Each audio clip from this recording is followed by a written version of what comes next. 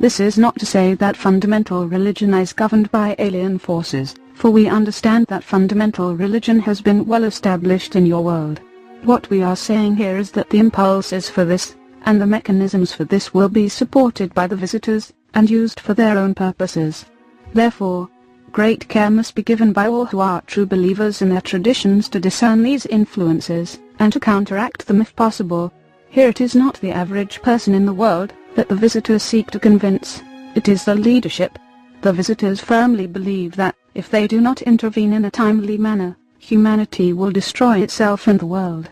This is not based upon truth, it is only an assumption. Though humanity is at risk of self-annihilation, this is not necessarily your destiny. But the collectives believe that this is so, and so they must act with haste, and give their programs of persuasion great emphasis. Those who can be convinced will be valued as useful. Those that cannot be convinced will be discarded and alienated. Should the visitors become strong enough to gain complete control of the world, those who cannot conform will simply be eliminated. Yet the visitors will not do the destruction. It will be wrought through the very individuals in the world who have fallen completely under their persuasion. This is a terrible scenario, we understand, but there must be no confusion, if you are to understand and receive what we are expressing in our messages to you. It is not the annihilation of humanity, it is the integration of humanity that the visitors seek to accomplish. They will interbreed with you for this purpose. They will attempt to redirect your religious impulses and institutions for this purpose. They will establish themselves in a clandestine manner in the world for this purpose. They will influence governments and government leaders for this purpose. They will influence military powers in the world for this purpose. The visitors are confident that they can be successful, for so far they see that humanity has not yet mounted enough resistance to counteract their measures, or to offset their agenda. To counteract this, you must learn the greater community way of knowledge. Any free race in the universe must learn the way of knowledge, however it may be defined within their own cultures. This is the source of individual freedom.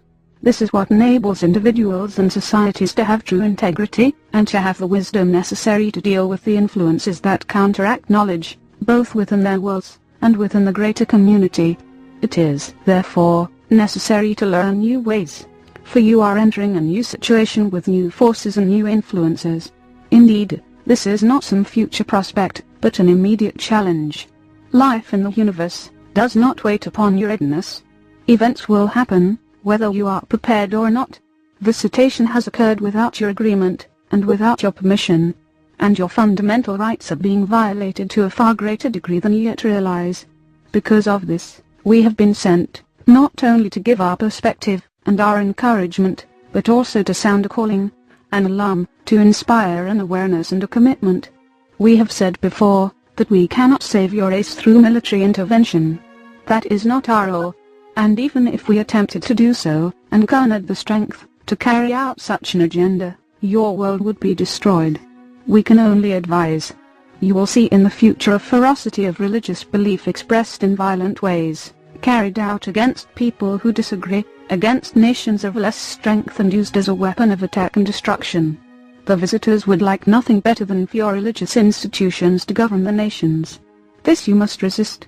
The visitors would like nothing better than to have religious values shared by everyone, for this adds to the labor force and makes their task easier.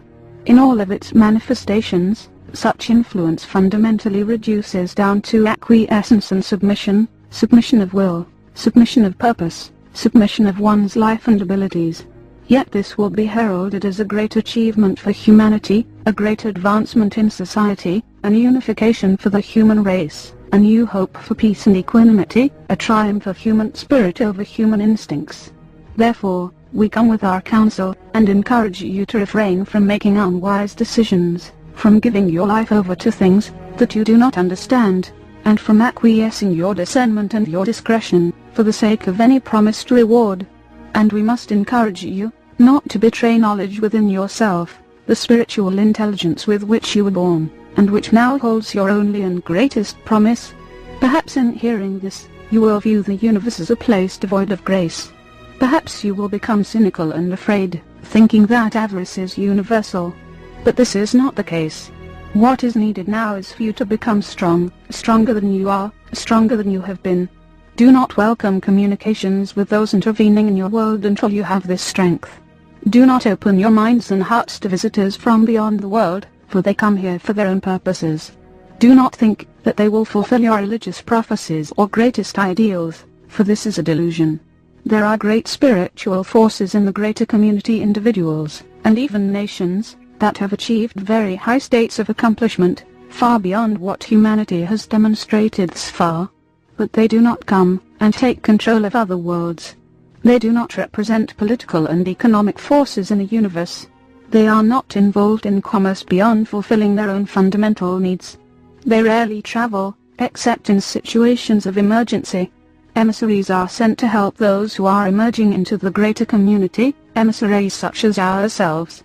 And there are spiritual emissaries as well, the power of the unseen ones, who can speak to those who are ready to receive, and who show good heart and good promise. This is how God works in the universe. You are entering a difficult new environment. Your world is very valuable to others. You will need to protect it. You will need to preserve your resources, so that you do not require or depend upon trade with other nations for the fundamental necessities of your life. If you do not preserve your resources, you will have to relinquish much of your freedom and self-sufficiency.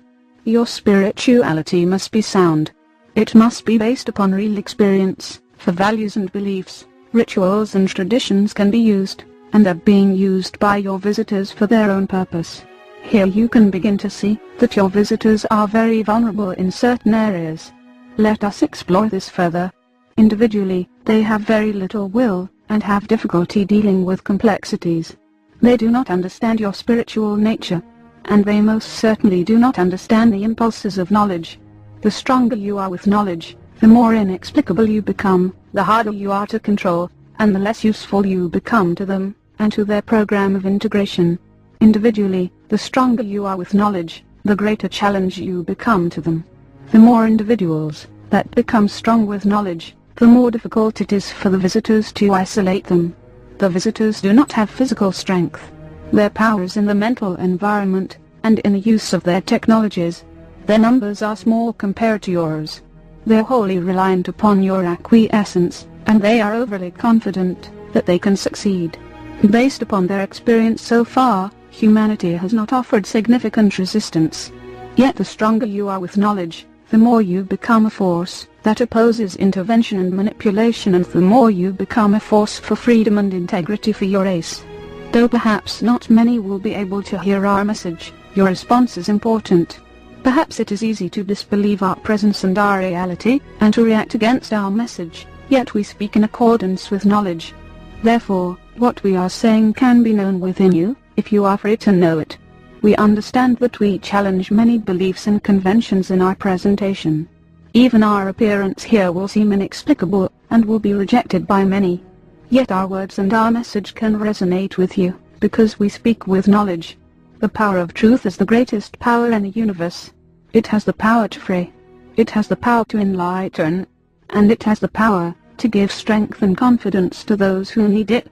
We are told that human conscience is highly valued, though perhaps rarely practiced. It is this that we are speaking of when we talk about the way of knowledge. It is fundamental to all of your true spiritual impulses. It is contained in your religions already. It is not new to you. But it must be valued, or our efforts and the efforts of the unseen ones, to prepare humanity for the greater community will not be successful. Too few will respond, and the truth will be a burden for them, for they will not be able to share it effectively,